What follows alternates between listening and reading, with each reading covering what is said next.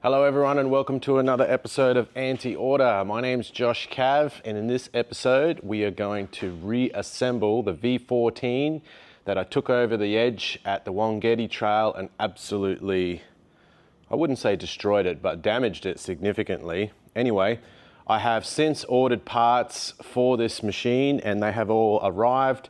We're now going to reassemble the machine with all new plastics, all new parts, everything that was damaged. I'm replacing. The only thing that we're going to repair in this episode is my engine. So as you can see, my rim here's got quite a significant little dent in it.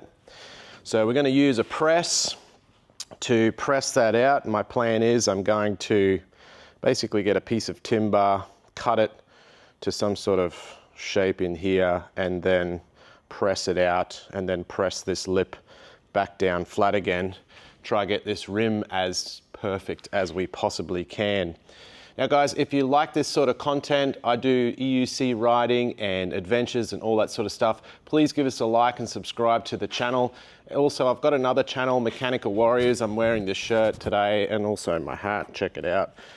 Check out my other channel, Mechanical Warriors, if you're into cars and building cars. I'm doing a 1200 horsepower Toyota Supra, and I'm building at the moment. There she is, and we're going to be actually giving that car away. So if you're keen to check that out, go check out my other channel, Mechanical Warriors. Otherwise, stay tuned and let's begin the process of fixing this rim. So my first job, what I'm going to do is disassemble the rest of this engine. So I'm going to take this hub, the center hub, out.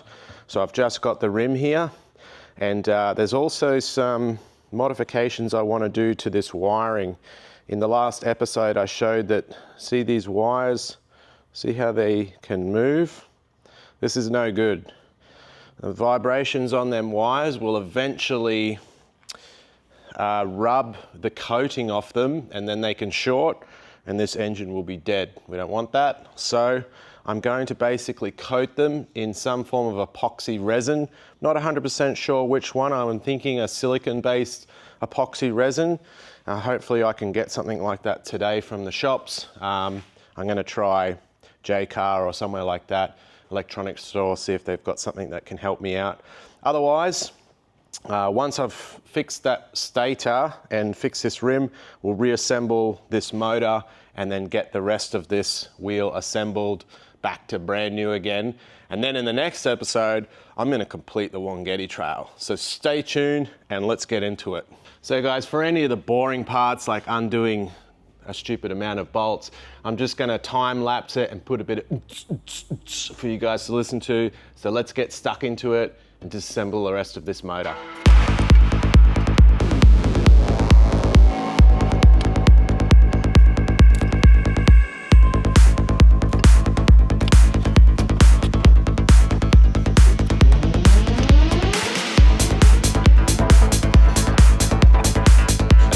So this next bit obviously is a little bit of a challenge because I have to push this magnetic stator or the magnets which are attracting this hub into its center or its home point. I have to fight that and push it out to get this completely out. Another thing that I want to take note is the orientation of which way this is going in.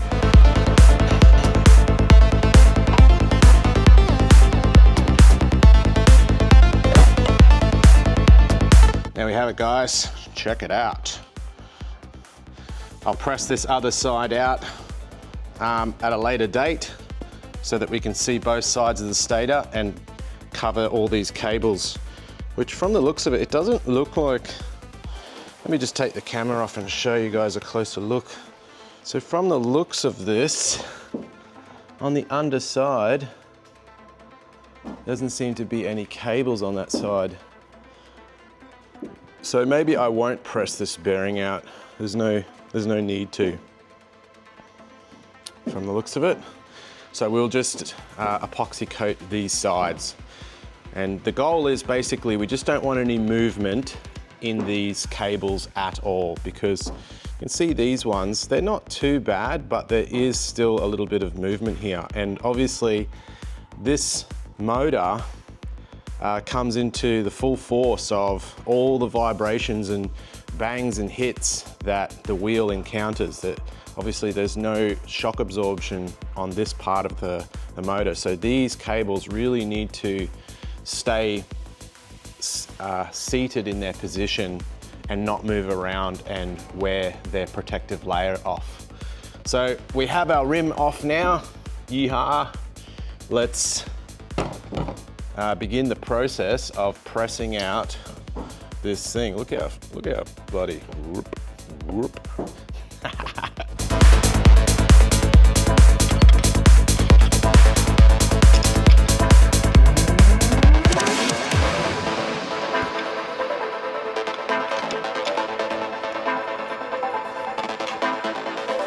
That was actually a lot easier than I thought. Look at that.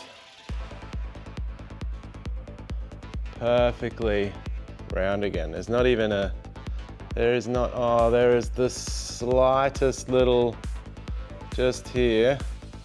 Rim repaired. That was actually a lot easier than I thought. I thought I was gonna have to cut profiles into the timber and all sorts of stuff, but that bent out very, very easily, to be honest. Okay, next job, we're gonna go over to J-Car and find something to fix these stator wires so that they don't move, and then reassemble the motor. So let's do it.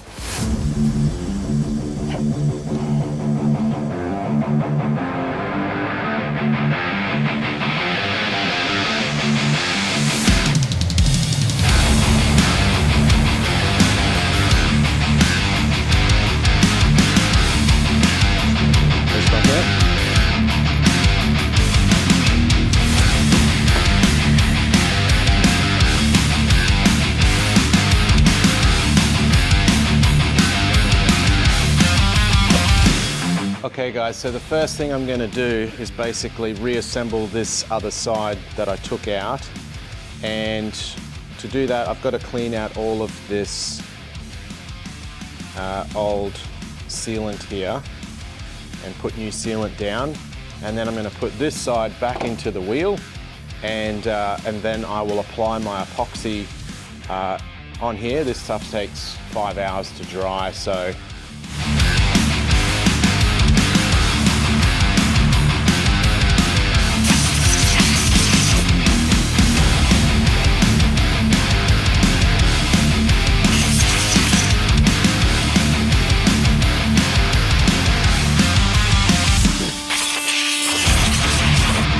okay guys, so next job is to basically seal this up. So I'm using a high temperature silicone sealant, same stuff that I use when I assemble my engines. This will definitely seal it up. And I have to say, the sealant they used from one side of this engine to the other is different. One side is black and the other side is blue.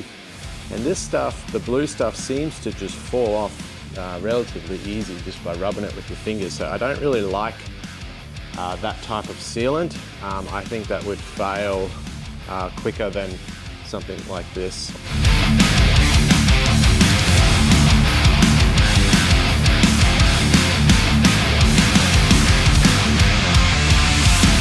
Now when you're doing this guys, the trick is you don't want to get too much on here, because we don't want it to spew out on the inside and cause any problems in there. So it is quite important to get the right amount on, and you do obviously want to get coverage over the whole thing. So take your time. Remember, we don't want too much. That's that done. Let's put the rim on. Now we've got to remember that our hole for our valve here has to be facing the same side up, so we're going to be putting it on in that direction.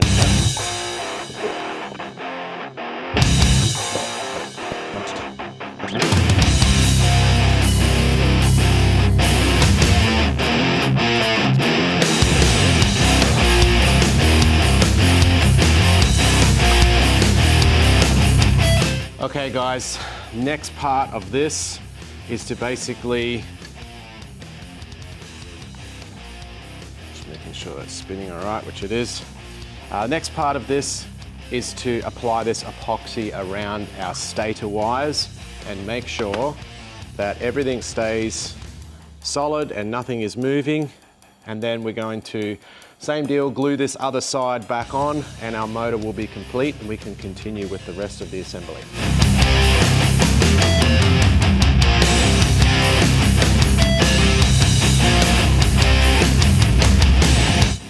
Okay guys, so finished applying our epoxy resin. Basically, doesn't have to be pretty. And the goal here is basically, if you feel any movement in any of these cables anywhere, just squish some of that epoxy in there so that once she goes hard, nothing is going to move from any vibrations and none of these cables are going to wear off their protective layer. And your motor will thank you for it because you won't short out. All right, so next thing is I'm going to apply the sealant and we'll close up this other side and the motor will be done.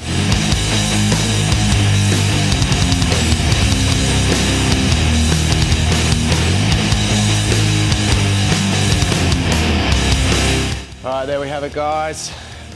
Or guys and girls I should say.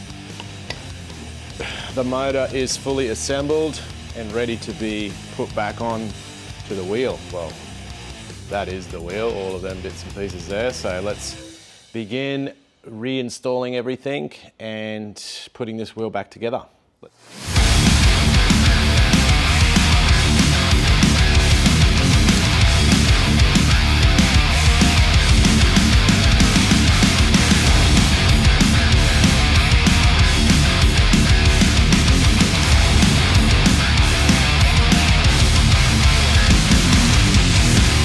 Okay guys, so we're getting ready now to install the Raptor controller, Inmotion Raptor controller, onto the chassis. Now before we do that, we do have to add some heat thermal compound basically, which is this stuff here. Now this is really important. Do not skip this step because on the bottom of this is basically a heat sink, which all our MOSFETs are attached to. Now that heat is transferred from the bottom of this plate onto the bottom of this plate, and then the air running past the bottom of this cools it down, cools down all our electronics inside. Now the thermal compound allows for a seamless transfer of heat between the two metals.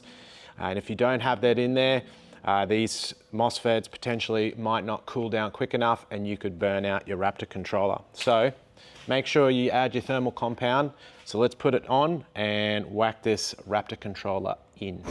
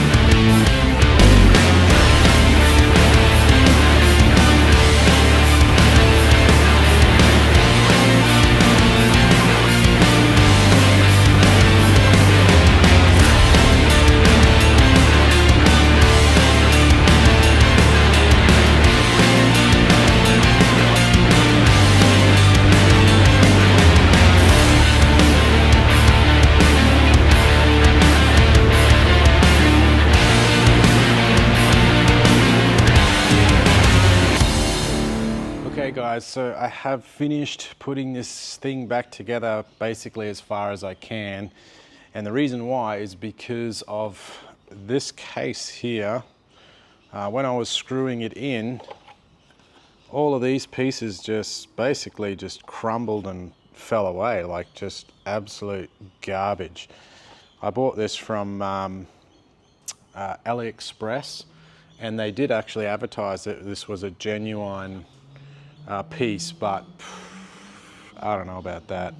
It just absolutely, I didn't even put much pressure at all on these screws. So I have ordered another one express, so hopefully that'll get here quick.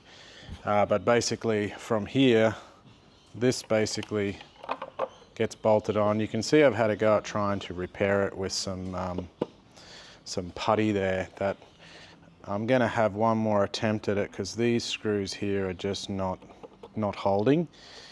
And then the other problem I had was these pieces.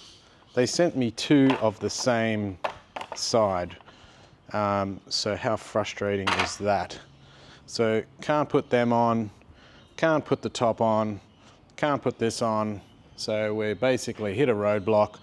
So I thought, bugger it, I'll just do what I can and we'll release the video. When the other parts get here, I'll just do it and we will go and do the Wangeti trail. Everyone knows what these things look like when they're assembled anyway. So, before we do the Wangeti trail on the next video, I will show you this thing completed with a walk around on it so you can see how the wheel looks. But other than that, everything kind of went together pretty smoothly. The only drama I did have was compressing this shocky, which was a lot harder than it seems. And the way I did it was I adjusted down the preload as much as I could. And then using a screwdriver, I basically pried this side over enough to get the pin in on this side. And then I was able to basically wedge it through.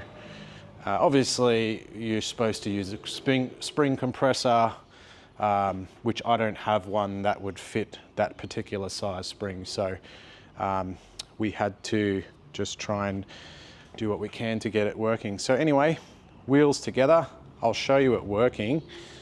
Let me just, I'm gonna take this, oh, can I press it from in there? Oh yeah, I can. All right, lift it up, press it on. You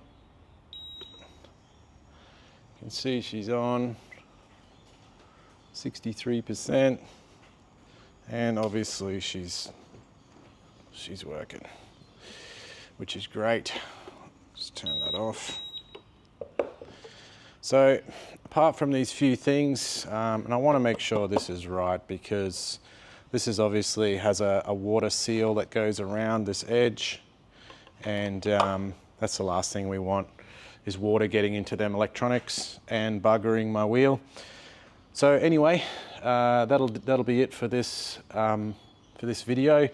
If you've liked what you've seen so far, guys, please consider liking and subscribing to the channel, and I will see you for the next one. Cheers.